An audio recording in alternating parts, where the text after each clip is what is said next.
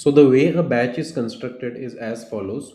Let's say for now we just assume the batch size to be equal to 1. So we have one input sequence, and that input sequence is one day a little. This input sequence, one day a little, will have to pass through my language model now. But remember that models, machine learning models, language models, or AI models for that matter, they can't understand text, right? So we need to somehow convert this text into um numerical format.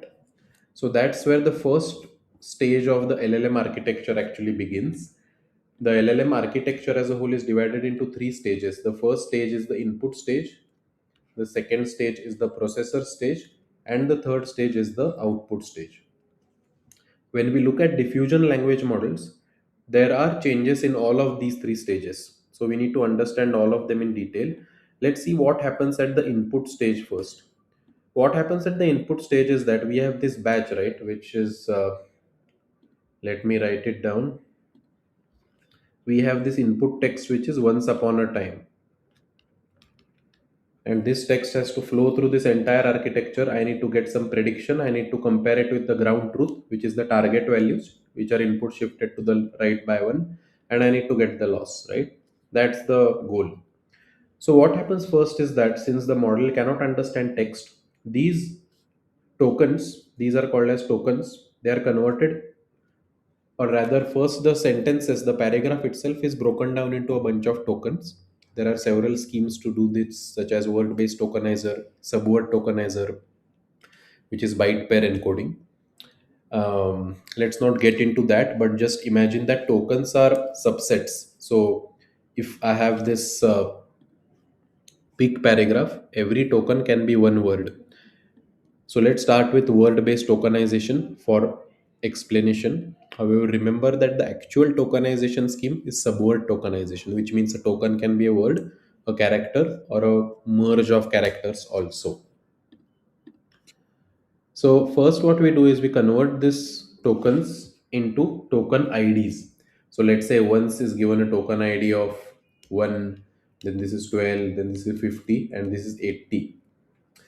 These token IDs are then converted into token embeddings. This is extremely important. Remember what when we saw about sentences lying in a probability distribution space, we saw that words are converted into embeddings. So what happens is that every token, so let's say we start with one day a little, right? In my batch, every token is converted into a higher dimensional token embedding. This is my first step. So every token is converted into a vector.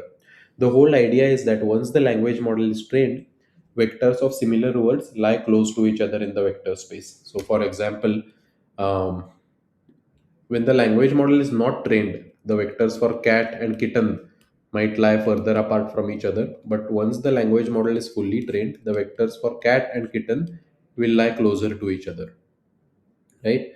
So the first step is to take these tokens and then convert them into token embeddings. The way this is create converted is that we maintain something like a vocabulary. So let's look at this vocabulary now. We maintain something which is, where should I write this? Yeah. So we maintain something which is a vocabulary. Let me increase my text size a bit. We maintain a vocabulary.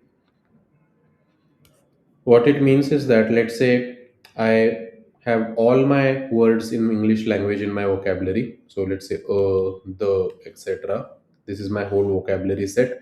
I assign token IDs to each of them. Let's say this goes up till 100,000. This is my vocabulary. What I also do is I maintain a token embedding matrix. What a token embedding matrix is that every token ID is essentially mapped to a higher dimensional vector. So if my embedding dimension is 768, the first the first token ID is mapped to a 768 dimensional vector. The second token ID is mapped to a 768 dimensional vector, and similarly the 100,000th token ID is mapped to a 768 dimensional vector. This is my token embedding matrix. So every time I want to retrieve the token embedding vector for a particular token ID, so let's say one day a little corresponds to certain token IDs, right? If I want to retrieve the embedding vectors for these, I just go to my token embedding matrix. I look at that particular ID and I retrieve the embedding vector for that particular token. That's the first step. So I have my tokens and I have the embedding vectors for each of these tokens, right? So I convert every token into token embeddings. But we don't stop here. There is also one more step which is called as the position embedding. What it means is that the place where a token appears in a sentence, that also makes a big difference. For example, if we have sentence such as the dog chased the ball and it could not catch it. Okay, now this it and this it, they are the same tokens or the same words, so their token embedding vectors will be the same, but they come at different positions, right? So their position embedding vectors have to be different. So along with the token embedding matrix, we also maintain a position embedding matrix. Now the difference here is that the token embedding matrix has number of rows equal to my vocabulary size, because I need a token embedding vector for each token or each word in my vocabulary. But the position embedding matrix, the number of rows is equal to my sequence length or my context length. So if my input sequence is of a length 1024, then my number of rows here will be 1024, because I just need an embedding vector for each position. And how many positions will be there? The number of the sequence length or my context length. So this goes from 1 to right up to the sequence length. And I have a 768 dimensional vector for my position embedding. Let me mark this with a different color. So I have a 768 dimensional vector for each of my position also. So 768 dimensional vector for each of my positions. Okay. So remember that this dimension and this dimension has to be the same, because we are going to add them. So if we have one day a little, that's my input sequence. We first convert it into token embeddings. Then, so one comes at position number one, right? So I look at position number one. I look at position number one. I take its embedding vector and then I add it. Um, I add it over here. So this is the vector corresponding to position 1. This is the vector corresponding to position 2, vector corresponding to position 3, and vector corresponding to position 4. Right? So then we add the token embeddings and the position embeddings together. Since the dimension is the same, we add the token embedding and the position embedding. So input embedding is token embedding plus position embedding. So token plus position gives input embeddings for each of my tokens, right? And this input embedding is the one which then passes through the second block, which is my processor block now. So once we come out of the data block, I have come out of the data block right now. The next step is for me is to go into the processor block.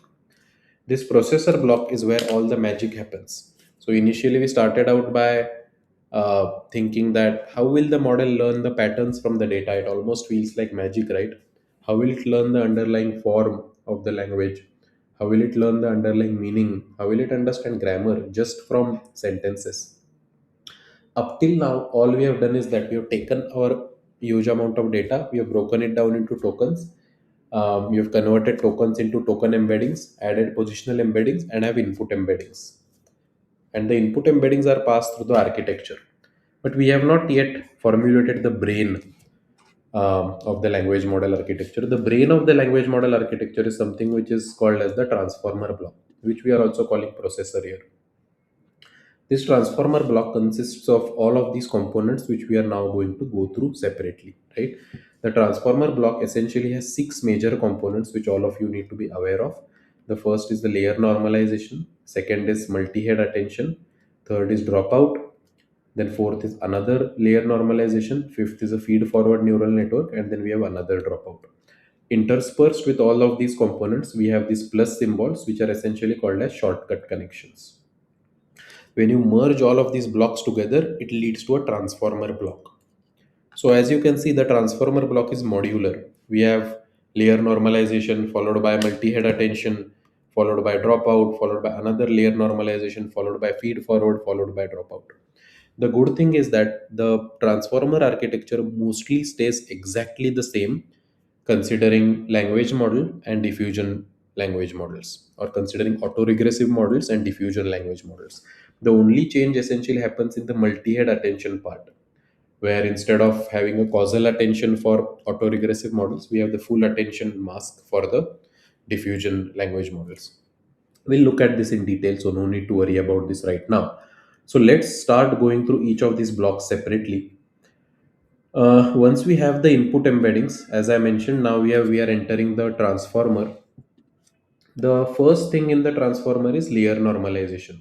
What this means is that, so now the input tokens, let's say, so ideally we should have continued with the same one day a little, but for some reason now it's every effort moves you. It's fine. I just want to illustrate the concept over here. So these are my input embeddings. What layer normalization does is that for every vector, we subtract the mean and divide with the square root of variance. So we make sure that for each vector, the mean is equal to 0 and variance equal to 1. For this vector, mean is 0, variance is 1. For this vector, mean is 0, variance is 1, etc. So this is a per vector operation or a per token operation actually. From every vector, you subtract the mean and divide by square root of variance. Why do we do this? Because normalization really helps the back propagation. It leads to stable gradients when we are doing back propagation. It also reduces this problem of internal covariate shift, which is the model really does not like if the distribution of the incoming data is different each time. So we just make sure the mean is 0 and variance equal to 1. You'll see that throughout the transformer architecture, we have two layer normalizations, which actually are doing the exact same thing. Um, Let me mark these normalization layers for you right now. We have this first layer normalization over here, and we have this second layer normalization over here. But both of these do the exact same thing. That's my first layer, which is the layer normalization. The second block, which I want to emphasize a lot over here, this block is called as the multi-head attention block. And this is the true innovation which powers transformers. Here, the model learns context. The model learns how sentences are related to what comes in the past, right? Here, the model acquires true intelligence and it captures patterns between my current sentence and what comes in the past.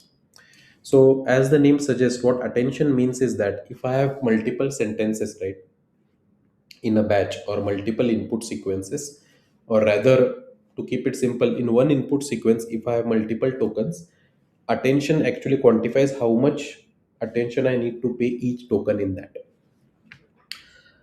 So, for example, let me take an input sequence which says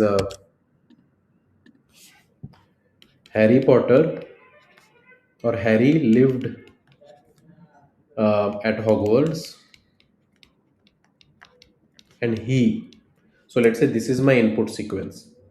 If I want to complete this sequence, if I want to predict what comes later, it's a next token prediction task, right? So I need to look at this and predict next. But he now corresponds to Harry. The model needs to know that. The model needs to know that to predict the next token, I need to give more attention to Harry because he corresponds to Harry. This is the core essence of what the attention mechanism is trying to do. The attention mechanism essentially says that until now in this entire architecture, we have looked at every token separately, right? We have looked at each token and performed token level operations, but we have not linked one token to another token anywhere. Even this layer normalization is an operation per token on each token separately. It does not link two tokens with each other. But to capture the context correctly, we really need to, where is my Harry sentence now? To capture the context correctly, we really need to link tokens with each other.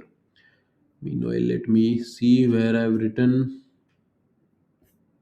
Yeah, Harry lived at Hogwarts, right? So we need to link a token with its neighbors, and that's exactly what the multi-head attention actually does.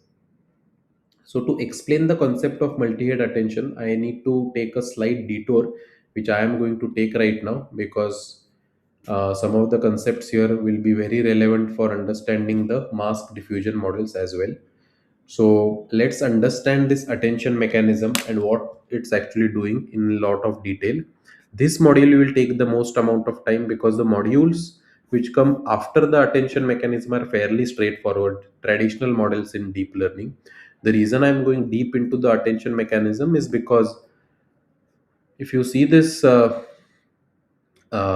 attention weights, we are going to have something like a mask which differs between autoregressive models and diffusion models. So that's why it's important for us to go into the details of attention mechanism, how it works, and how it essentially captures context.